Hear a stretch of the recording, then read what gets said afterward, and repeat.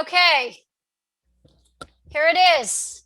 I love silver linings. It is like the key to resilience is being able to reframe something tough, no matter what it's about, and being like, wow, I got a really important lesson from that.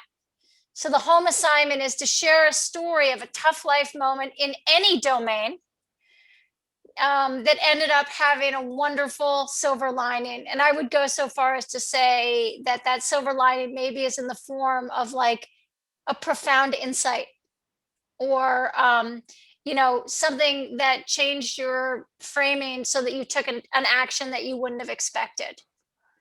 And this does not have to be Rare Moms related. I think any moment that's tough, where a positive came out of it enough that if someone said, "I'm so sorry you went through that," then you'd have the ability to say, "I actually am not sure I'd have it any other way."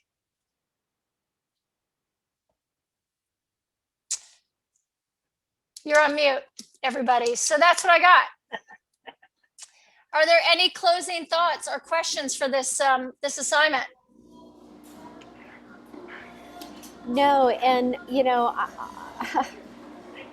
it's interesting how the universe kind of reorganizes itself, right? So you share a story of a tough life moment.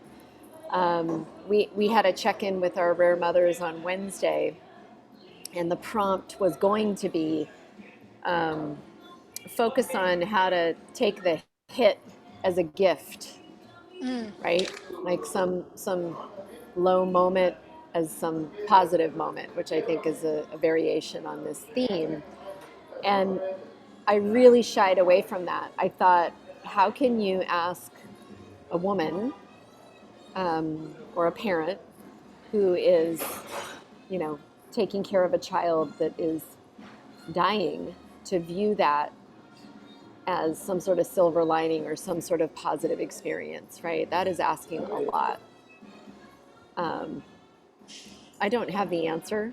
I look forward to exploring my thinking with hopefully Phyllis and Paige and other mothers. But the fact that this has come up twice in 2 days means that this needs to be addressed. So I'm Well, the looking other forward. thing, I think that there's a lot of things that happens in the life of being a parent, no matter what child you have, where that story can be told. There's secondary tough life moments that aren't necessarily directly correlated, if that's too painful, that I think are relevant. Good point. Excellent. So I will share that for sure. And I will take all these beautiful smiles with me today on this beautiful spring day. Phyllis, I'm so glad you came. Wait, I mean, let's just commend Phyllis on using an iPhone in the car to plug into Zoom. Do you know what my mother would be like? Like, that's not possible. She thought she needed a bigger house to get email.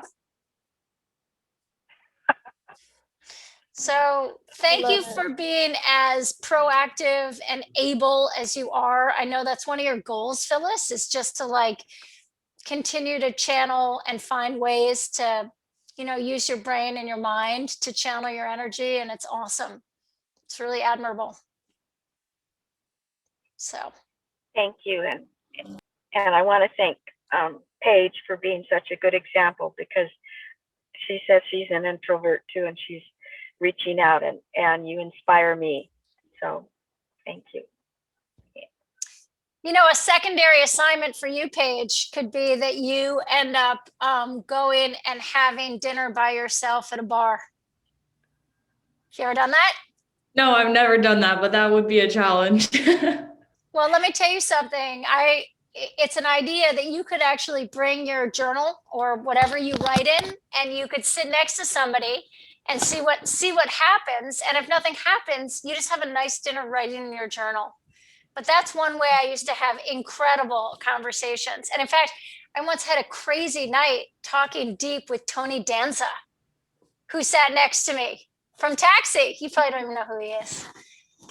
That's awesome. So if you want to challenge yourself, Paige, I'm going to throw it out there. I know you may be feeling a little too vulnerable, but I'd love to hear the story of what happened when you made that choice, especially like when you look at a kitchen counter and you're like, I don't really feel like eating anything. I deserve a nice meal. Yeah. I mean, I've gone places before by myself that other people are by themselves, Yeah. but never like, yeah. Well, that would be like, I'm sorry, a restaurant with a bar. So people do show up by themselves to eat. You can just sit next to one of them and see what happens. That'd be a challenge.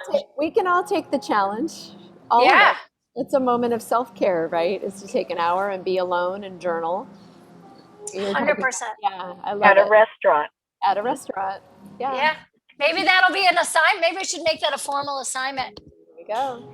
And then the journaling is what happened. In fact, you could write the entry.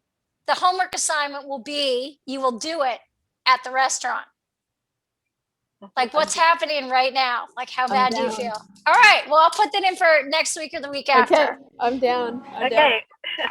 and if anybody has some wild love affair, I don't know. I don't know. Send me some chocolates. I'm not sure. Or make a contribution to Angel Aid.